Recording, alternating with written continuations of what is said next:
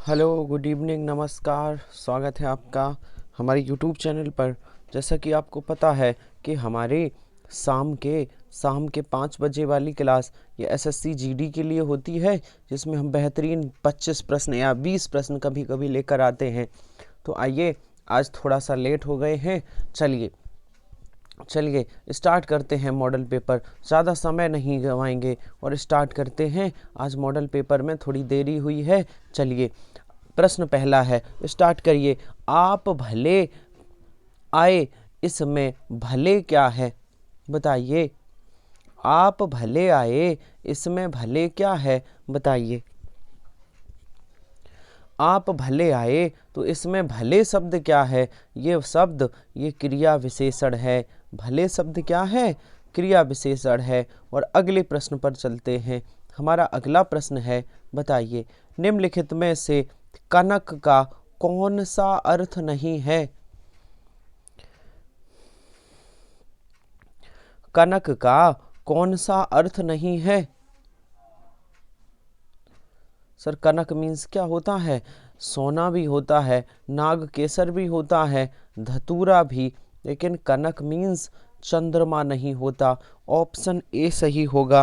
कनक means चंद्रमा नहीं होता। बहुत बढ़िया। 25 प्रश्न है, 25 शानदार प्रश्न है। निम्नलिखित में से लोकोक्ति का अर्थ वैभव क्षणिक होता है?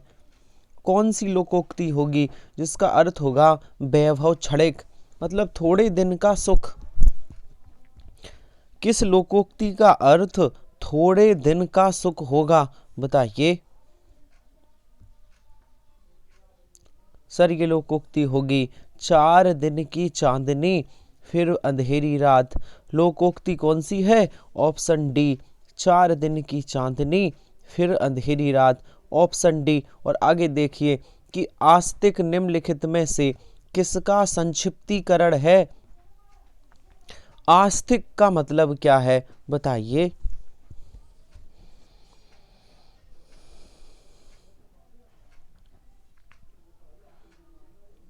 आस्तिक का मतलब क्या है?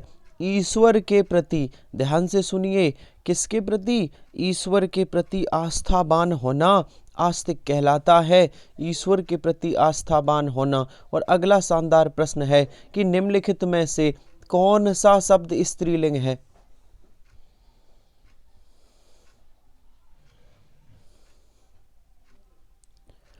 कौन सा शब्द स्त्रीलिंग है? सर, स्त्रीलिंग पुल्लिंग के लिए मेरा और मेरी शब्द लगाइए। मेरा और मेरी, तो कौन सा शब्द स्त्रीलिंग होगा? बताइए।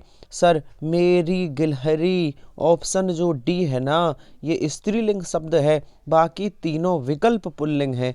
बाकी तीनों विकल्प पुल्लिंग है।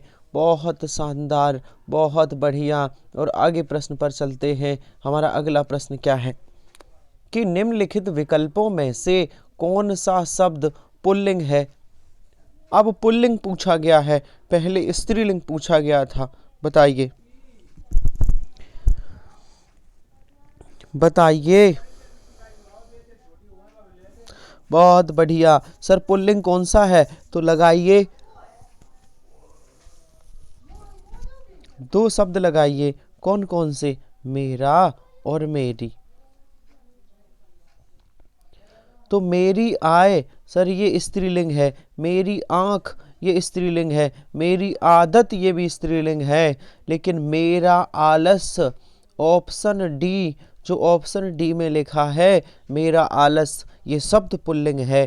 बहुत शानदार, बहुत बढ़िया। और चलिए आगे आगे चलते हैं। पंचानन में कौन सा समास प्रयुक्त हुआ है? पंचानन में कौन सा समास प्रयुक्त हुआ है? बताइए। पंचानन में कौन सा समास प्रयुक्त हुआ है? पता है तो बताइए। सर, पंचानन, 5 हैं आनन जिसके। पंचानन, पंचानन, 5 हैं आनन जिसके, इसमें बहुब्रीहि समास है। और आप लोग कमेंट करना कि 5 हैं आनन जिसके अर्थात कौन? पंचानन किसे कहा जाता है? क्या बताओगे? चलो मैं ही बता देता हूँ। शिव शंकर को पंचानन कहा जाता है। 5 आनन 5 मुख शंकर भगवान को पंचानन कहा जाता है। पढ़ना इनके बारे में कि इनका पर्यायवाची पंचानन क्यों है, इन्हें 5 मुख वाला क्यों कहा जाता है। शंकर का पर्यायवाची है पंचानन, और पंचानन में कौन सा समास है? बहुब्रीहि समास है। बहुब्रीहि। आपने सुना नहीं होगा कि शंकर भगवान के 5 मुख थे। पीपल पात सरिस मंडोला, इस पंक्ति में कौन सा अलंकार है?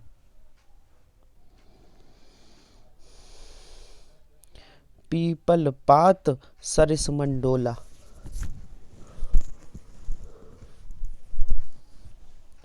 पीपल पात सरिस मंडोला, इस पंक्ति में कौन सा अलंकार है?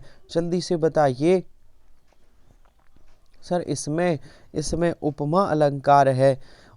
ट्रिक देखिए, के, समान, से, सरिस, जैसे ये शब्द आ जाए ना, ये वाले, तो ऐसे शब्द आए तो वहाँ उपमा अलंकार होता है। अगर योजक चिन्ह आए बीच में तो रूपक है, ज्यों त्यों आए तो कौन सा है? तो उत्प्रेक्षा होता है। ज्यों त्यों आ जाए तो मानो मनहु जानो जनहु तो उत्प्रेक्षा अलंकार। चलिए नीचे इसकी क्या है, इसकी आंसर की है नीचे। चलिए अगला प्रश्न बताइए। शानदार 25 प्रश्न है, बेहतरीन 25 प्रश्न। अगला प्रश्न बताइए, जगदीश का संधि विच्छेद निम्नलिखित में से कौन सा है? जगदीश का संधि विच्छेद कौन सा है?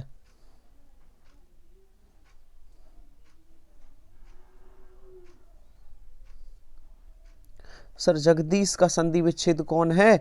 जगत धन ईश, जो ऑप्शन ए में लिखा है, ये जगदीश का संधि विच्छेद है। कौन है? जो ऑप्शन ए में लिखा है, ये जगदीश का संधि विच्छेद है। ठीक है, ऑप्शन ए में क्या लिखा है? जो ऑप्शन ए में लिखा है, ये जगदीश का क्या है?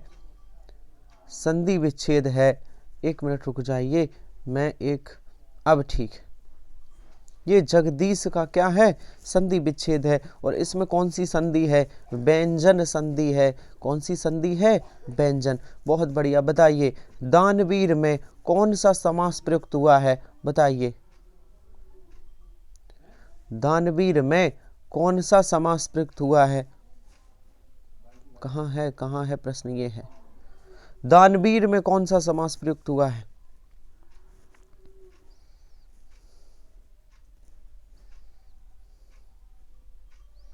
दानवीर का मतलब क्या है? दान करने वाला, या दान, जो दान को करे, दान को करने वाला वीर दानवीर।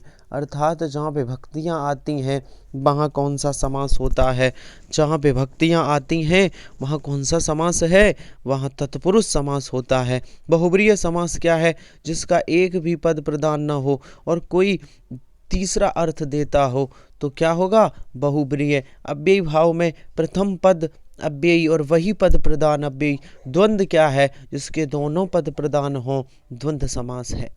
चलिए कल्पना का विपरीतार्थक शब्द बताइए। कल्पना का विलोम शब्द बताइए।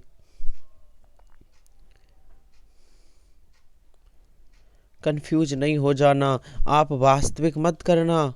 कल्पना का विलोम होता है यथार्थ। कल्पना का विलोम क्या होगा? यथार्थ होता है। कल्पना का विलोम यथार्थ होता है। और बताइए तरी का पर्यायवाची निम्नलिखित में से कौन सा है? तरी का पर्यायवाची क्या है? जल्दी से बताइए, तरी मीन्स क्या होती है?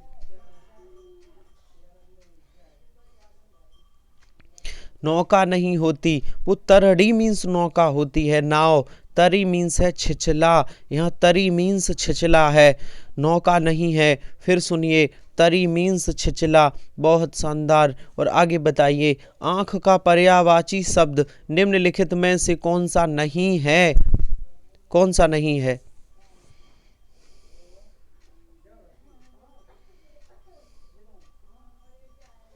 आँख का पर्यायवाची कौन सा नहीं है?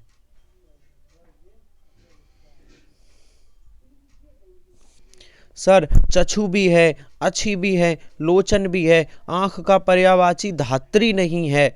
अच्छा, तो धात्री मीन्स क्या होता है? ये माता का पर्यायवाची है, माँ जो पालन पोषण करती है, माँ, उसे धात्री कहते हैं, आँख का पर्यायवाची नहीं है। अतः आंसर सही होगा विकल्प डी। बहुत बढ़िया। चलिए आगे आगे चलते हैं। बताइए, अंगुली में आटा गीला करना मुहावरे का अर्थ क्या है?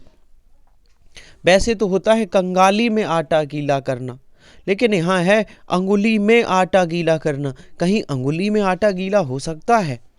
कोई अंगुली में आटा गीला करे तो ये क्या है? बकवास कर रहा है, बहुत बेकार काम कर रहा है। अंगुली में आटा गीला नहीं होता, ये व्यर्थ का काम कर रहा है। अगर कोई ऐसा कर रहा है तो वह व्यर्थ का काम कर रहा है। अंगुली में आटा गीला करना का मतलब है व्यर्थ का काम करना। आगे बताइए कि संस्कृत भाषा के पहले कौन सी भाषा, पहले नहीं, संस्कृत के बाद, यहाँ बाद होना चाहिए। संस्कृत भाषा के बाद कौन सी भाषा आई थी? जल्दी से बताइए। सर संस्कृत के बाद पाली। संस्कृत के बाद कौन सी भाषा आई थी?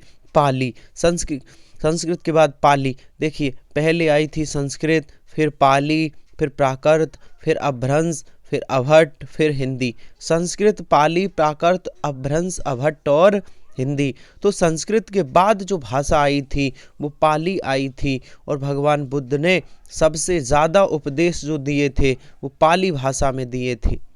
भगवान बुद्ध ने 2 भाषाओं में उपदेश दिए, पाली और प्राकृत, लेकिन सबसे ज़्यादा जिस भाषा में दिए वह भाषा थी पाली। चलिए बताइए अगला क्वेश्चन कि हिंदी भाषा को राजभाषा कब घोषित किया गया? हिंदी भाषा को राजभाषा कब घोषित किया गया?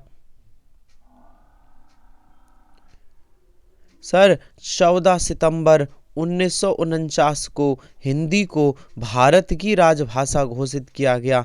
हिंदी क्या बनी? हिंदी भारत की राजभाषा बनी। और बहुत शानदार प्रश्न है, बहुत शानदार प्रश्न है। बताइए कि रामचरितमानस में समायोजित कुल कितने कांड हैं?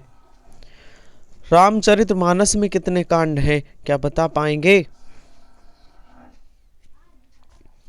रामचरितमानस में, सर ये रामचरितमानस में 7 कांड हैं। रामचरितमानस किसने लिखी है?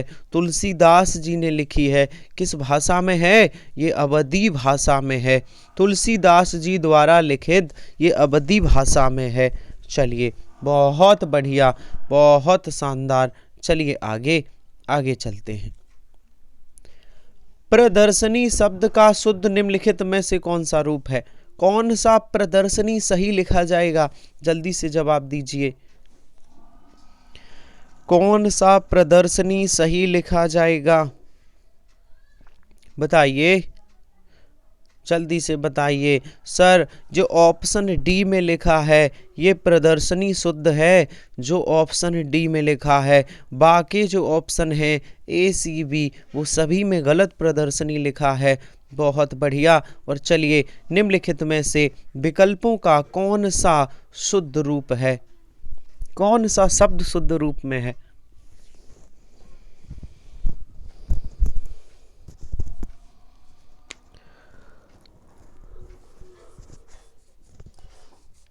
कौन सा शब्द शुद्ध रूप में है बताइए।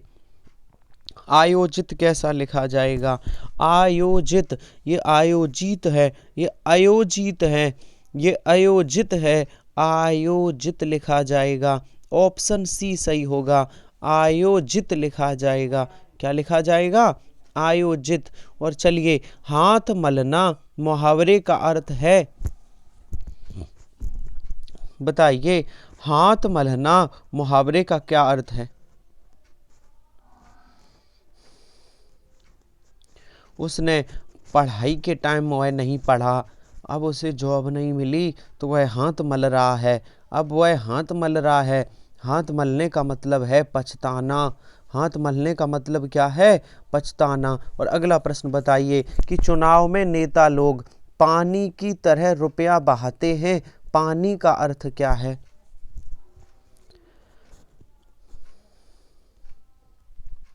जल्दी से जवाब दीजिए। पानी की तरह रुपया बहाते हैं। पानी का यहाँ पर अर्थ क्या है? पानी का अर्थ है व्यर्थ। नेता चुनाव में व्यर्थ में रुपया बहाते हैं, मतलब पानी की तरह, व्यर्थ में, व्यर्थ होगा सही जवाब। और अगला बताइए कि अंग्रेजी शब्द ड्राफ्टिंग का भारत सरकार द्वारा स्वीकृत अनुवाद क्या है? ड्राफ्टिंग का हिंदी में क्या अनुवाद होता है, बताइए। सर, ड्राफ्टिंग को प्रारूपण कहते हैं। आंसर सही होगा डी। ड्राफ्टिंग को क्या कहते हैं?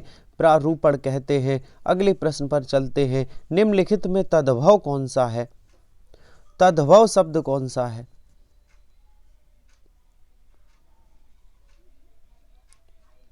सर, तद्भव कौन सा है? सर, ये सभी तद्भव हैं, ये सभी तद्भव हैं।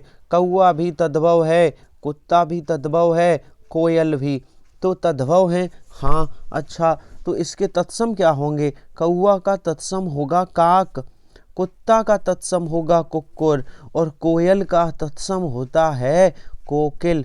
कोयल का तत्सम क्या होता है? कोकिल होता है। चलिए, शानदार। क्षत्रिय शब्द में प्रयुक्त प्रत्यय कौन सा है?